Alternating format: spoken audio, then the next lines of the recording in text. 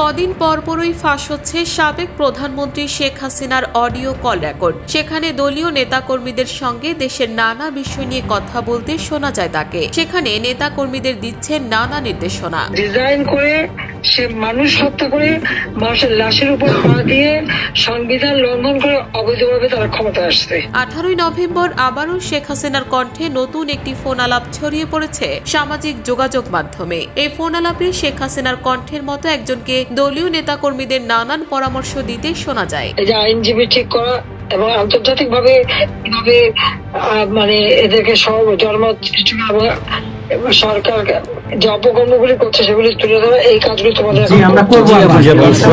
ছাত্র আন্দোলনে পুলিশের কাছে কোনো মেটাল বুলেট ছিল না, এমনকি পুলিশের গুলি করার অনুমতি ছিল না দাবি করে শেখ হাসিনা নেতা কর্মীদের উদ্দেশ্যে বলেন, পুলিশের কাছে কোনো মেটাল বুলেট ছিল না, নির্দেশ দিয়েছে কোনো গুলি করবে না।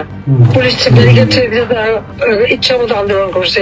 আমরা তো শুরু থেকে তো অনেক কিছু করা যেত, আমরা তো করিনি কিছু। কারণ আগে বলছিলাম যেটা তো কোটা তো ছিলই না। 11 জুলাই থেকে তো কোটা স্থগিত হয়ে গেছে, কোটা তো আমি বাতিল করে দিয়েছি, আর কোটা আমরা নিয়ে গেছি।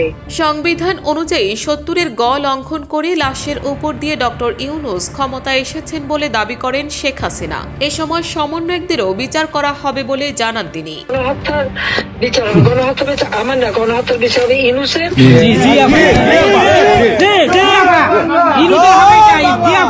এবং এই সংবিধানেরই 7ম অনুচ্ছেদের গ, অবৈধভাবে অনির্বাচিত কোন কেউ যদি ক্ষমতা যায় তাহলে তার বিচার হবে। এবং ইউনূস তার কোন সাংবিধানিক ভিত্তি নাই, সে অসাংবিধানিক ভাবে অবৈধভাবে ক্ষমতা দখল করছে। ইনশাল্লাহ তার বিচার ওই সংবিধান মোতাবেকই হবে এবং তার ওই চালা চামুন্ডার যে করার সাথে আছে আর উপদেষ্টা এবং সমন্বয়কারী সবকটার বিচার বাংলা মাটিতে হবে। 165 জন সাংবাদিকের চাকরি নেই, 130 জন সাংবাদিকের অ্যাক্রিডিটেন্স কার্ড বাতিল করা হয়েছে। নারী সাংবাদিকদের হেনস্থা করা হচ্ছে বলেও দাবি করেন শেখ হাসিনা। 165 জন সাংবাদিকের চাকরি নাই, তাদের অ্যাক্রিডিটেশন কার্ড বাতিল করে দিছে।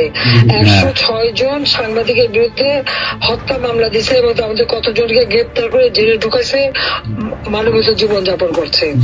সাংস্কৃতিক কাজ করতে পারে না, ব্যান্ড শোনা কোনো অনুষ্ঠান করতে পারে না। পাকিস্তান থেকে ব্যান্ড শো এনে করায়, অথচ আমাদের দেশে ব্যান্ড শো যারা তারা এখন কাজ পায় না। এরা আবার এদের সাথেই ছিল, তারাও লাল রং লাগাইছিল, এখন আর তাদের পাত্তা নাই। এই ধরনের কল রেকর্ড আওয়ামী লীগের পক্ষ থেকে ছড়ানো হচ্ছে নাকি তৃতীয় কোনো পক্ষ ছড়াচ্ছে তা এখনো নিশ্চিত হওয়া যায়নি।